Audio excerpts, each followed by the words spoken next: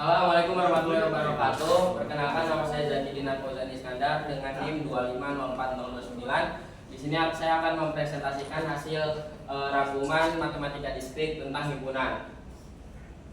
Jadi di sini nanti kita akan membahas teori himpunan, sejarah teori himpunan, definisi himpunan, dan cara menyajikan himpunan. Teori himpunan yaitu adalah fondasi paling dasar dalam cabang ilmu matematika. Teori ini berfungsi sebagai landasan dan juga untuk memperbarui pengetahuan serta ingatan kita mengenai himpunan yang telah kita pelajari. Sejarah teori himpunan yaitu ditemukan oleh Georg Cantor pada abad ke-19. Dia adalah seorang matematikawan Jerman keturunan Yahudi, dan pada akhir hayatnya yaitu dia menerbitkan karya dalam jurnal Creles pada tahun 1874. Definisi himpunan yaitu matematika diambil dari kata set dalam bahasa Inggris. Beberapa istilah lain yang sering digunakan untuk merujuk pada himpunan antara lain kumpulan, kelas, gugus, dan kelompok. Objek yang terdapat dalam himpunan disebut elemen, unsur, atau anggota. Objek-objek yang dimasukkan dalam satu kelompok harus memiliki sifat-sifat tertentu yang sama. 4 cara menyajikan himpunan. Yang pertama ada enumerisasi. Kita dapat menyajikan sebuah himpunan melalui enumerasi. Ketika himpunan tersebut terbatas dan tidak terlalu besar. Penyajiannya seperti contoh soal di sini. Himpunan B memiliki 4 anggota yaitu 1, 2, 3, dan 4. Maka himpunan B dapat ditulis sebagai B sama dengan dalam huruf awal 1, 2, 3, dan 4. Simbol-simbol baku. Dalam dunia matematika terdapat berbagai simbol baku atau umum yang digunakan untuk merepresentasikan himpunan bilangan. Himpunan bilangan ini biasanya ditulis dengan huruf kapital dan tebal. Yaitu simbol-simbolnya ada C yaitu untuk himpunan bilangan kompleks, R himpunan bilangan real, Q untuk himpunan bilangan rasional, Z untuk himpunan bilangan bulat yaitu min 2, min 1, 0, 1, dan 2. N untuk himpunan bilangan asli yaitu 1, 2, 3, dan selanjutnya. Dan P untuk himpunan bilangan bulat positif 1, 2, dan 3, dan selanjutnya. Dan selanjutnya ada notasi pembentuk himpunan, yaitu salah satu cara untuk menyajikan himpunan melalui notasi pembentuk himpunan. Dalam metode ini, himpunan dinyatakan dengan mencantumkan syarat-syarat yang harus dipenuhi oleh anggotanya. Yaitu berikut adalah syarat-syaratnya. Yang pertama ada bagian kiri tanda lurus melambangkan elemen dari himpunan. Selanjutnya ada tanda lurus juga dapat dibaca sebagai di mana atau yang mana atau sedemikian. Yang selanjutnya ada bagian setelah tanda lurus menunjukkan syarat keanggotaan himpunan. Yang selanjutnya D, setiap tanda petik atau setiap tanda koma atau titik koma dalam syarat keanggotaan dibaca sebagai dan. Contohnya yaitu A adalah himpunan bilangan bulat positif yang kurang dari 6. A dapat dinyatakan dengan A sama dengan X, yang mana X adalah bilangan bulat positif yang kurang dari 6. Yang selanjutnya ada diagram Venn. Salah satu metode penyajian himpunan adalah dengan diagram Venn. Diagram Venn ini dihimpunan secara grafis dan diperkenalkan oleh matematikawan Inggris. Ya, contohnya misalkan U sama dengan yaitu 1, 2, 3 dan sampai 8. Dengan himpunan A yaitu 1, 2, 3, 5 dan himpunan B 2, 5, 6, 8. Ketiga himpunan tersebut dapat disajikan dalam diagram Venn.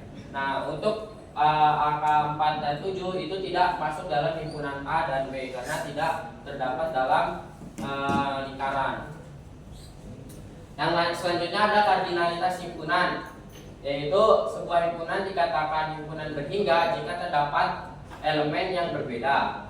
Contohnya yaitu himpunan U sama dengan 1, 2, 3 sampai 8. Himpunan A nya 1, 2, 3, 5 dan himpunan B nya 2, 5, 6, 8. Maka U sama dengan 8 dan A sama dengan 4, B sama dengan 4. Dengan demikian U, A, dan B merupakan himpunan yang berhingga. Selanjutnya ada himpunan kosong. Suatu himpunan A dapat disebut sebagai himpunan kosong jika dan hanya jika A sama dengan 0. Dengan kata lain, himpunan kosong adalah himpunan yang tidak memiliki anggota. Notasinya bisa huruf awal kosong atau tanda 0 dicoret. Contoh soalnya B sama dengan X yang mana 8 kurang dari X kurang dari 9. X anggota Z, maka B tidak memiliki anggota karena tidak ada bilangan bulat yang lebih dari 8 dan kurang dari 9. Jadi kita dapat menyimpulkan bahwa B adalah himpunan kosong atau nilai B adalah 0. Lanjut, ada himpunan bagian. Sebuah himpunan bisa seluruh anggota yang terdapat dalam suatu himpunan bisa juga merupakan anggota himpunan lain. Jika kita ingin menekankan bahwa A adalah himpunan B dan A bukan himpunan B, maka kita dapat menulisnya dengan A tanda C itu seperti C, B, dan dapat kita katakan bahwa merupakan himpunan bagian sebenarnya dari B.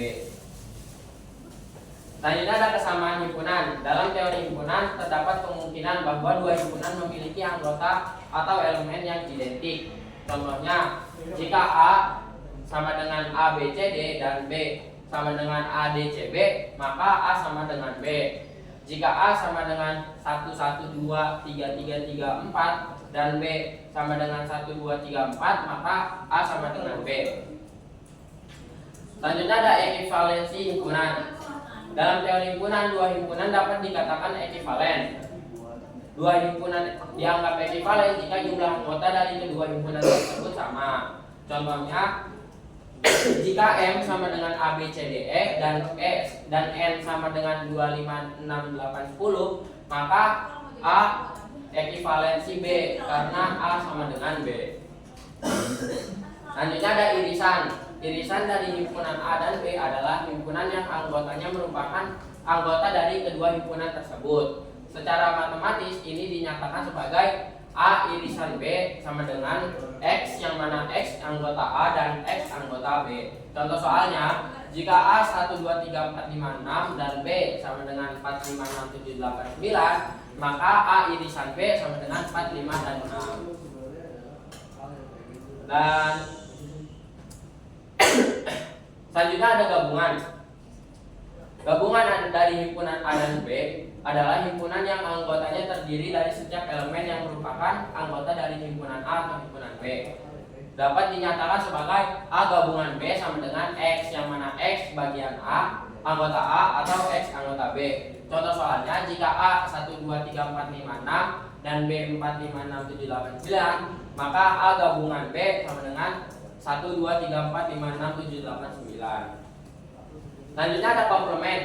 Komplement dari suatu himpunan A terhadap himpunan semesta U adalah himpunan yang elemennya merupakan elemen U yang bukan merupakan elemen A. Secara sistematis dapat dinotasikan A aksen sama dengan X, yang mana X anggota U dan X bukan anggota A. Jika U sama dengan 1, 2, 3, 4, 5, 6 dan B 4, 5, 6, 7, 8, 9, maka A komplement sama dengan 1, 2, 3, 7, 8, 9. Selanjutnya ada selisih. Pengurangan antara dua himpunan A dan B menghasilkan himpunan yang anggotanya merupakan anggota A tetapi bukan anggota B. Notasinya yaitu A kurang B sama dengan X, yang mana X anggota A dan X bukan anggota B. Contohnya, jika A 1, 2, 3 sampai 10 dan B 2, 4, 6, 8, 10, maka A selisih B sama dengan 1, 3, 5, 7, 9. Sementara itu B selisih A sama dengan himpunan kosong. Hukum aljabar himpunan. Dalam teori himpunan terdapat berbagai sifat yang berlaku pada operasi antara dua himpunan atau lebih. Hukum-hukum himpunan ini menyatakan bahwa ketika dua himpunan atau lebih dioperasikan, maka hukum-hukum yang mengatur operasi tersebut juga akan berlaku. Seperti pada tabel di berikut ini, hukum-hukum aljabar himpunan. Ada hukum identitas, hukum nul, hukum komplement idempoten, hukum involusi, hukum penyerapan, hukum komutatif, hukum asosiatif, hukum distributif, hukum De Morgan, dan hukum 0/1. Prinsip dualitas himpunan. Prinsip dualitas adalah konsep yang sangat penting dalam aljabar himpunan. Kita dapat memanfaatkan prinsip ini untuk menurunkan kesamaan himpunan lain dalam operasi U dan intersection serta dalam himpunan dan U. Nah, prinsip dualitas himpunan juga ada tabelnya, yaitu ada yang pertama ada hukum identitas dan dualnya. A gabungan himpunan kosong sama dengan A, dan dualnya A irisan U sama dengan A. Dan selanjutnya sampai nomor 5. Nah, di sini juga ada lagi sampai nomor 10. Prinsip eksklusif dan inklusif, yaitu jumlah anggota pada A gabungan B dihitung dengan cara menjumlahkan jumlah anggota dari himpunan A dan himpunan B. Prinsip ini dikenal dengan prinsip inklusif eksklusif. Beberapa lema dan teorema yang berkaitan dengan prinsip ini sebagai berikut, yaitu jika A dan B adalah himpunan bertiga dan saling lepas, maka A gabungan B sama dengan A plus B. Jika A dan B adalah himpunan berhingga, maka A gabungan B berhingga dan A gabungan B sama dengan A tambah B dikurang A NB. Berikut presentasi dari saya. Apabila ada kurang lebihnya saya mohon maaf. Assalamualaikum warahmatullahi wabarakatuh.